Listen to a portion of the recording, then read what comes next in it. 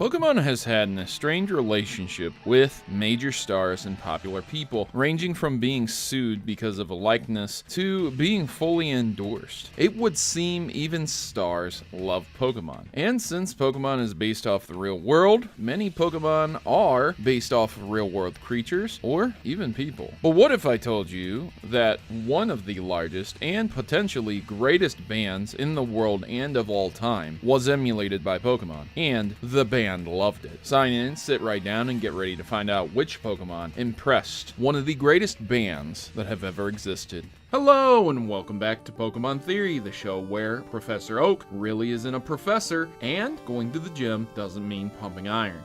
Unless you're in Dewford Town, which is a literal gym. Many people have taken issue with their likeness being used, from big movie stars being upset at Rockstar and GTA, to an illusionist thinking that he looked a bit too much like Kadabra. But on the flip side, what about people who are not only really appreciative and flattered, but wholly endorse Pokemon and their likeness being used for Pokemon? I am, of course, talking about Donald Trump and Gumshoes. That's right, ladies and gentlemen, Trump is really into Pokemon. And when Pokemon Sun and Moon...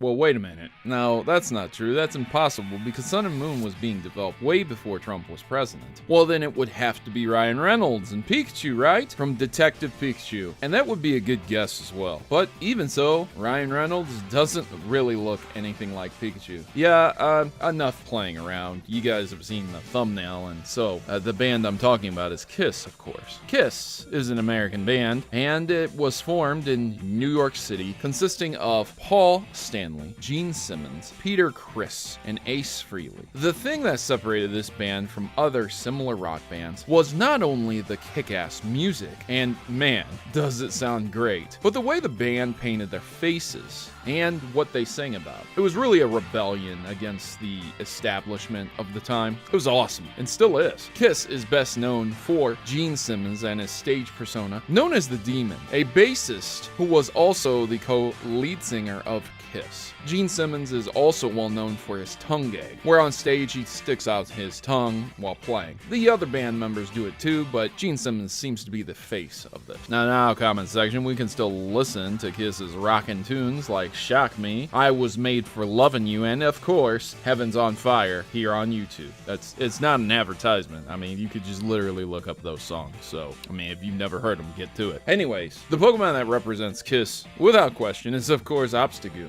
In Pokemon Sword and Shield, Zigzagoon was given Galar forms, evolving into a dark type instead of its usual normal type, but also receiving a second evolution, which is Obstagoon. Obstagoon appears several times as Sword and Shield, but is most prominent in the 7th Gym Leader lineup. Obstagoon is sporting the Kiss colors and sticks its tongue out as well. I mean, really, come on, man. It really looks a lot like Kiss, and specifically Gene Simmons, at least in Pokemon form. Adding credence to this theory, the 7th Gym Leader is a singer as well, which also embraces a much darker look, so man, those coincidences really just keep stacking up. But what if I told you I can actually confirm that Kiss loves Pokemon? Or at least Gene Simmons? Well, courtesy of Dr. Lava, we have an official response from Gene Simmons. So, after Obstagoon's design was revealed, Gene Simmons stated this, quote, Pokemon has been a part of our household for decades, ever since our kids first discovered them, and to see Pokemon pay homage to Kiss is flattering.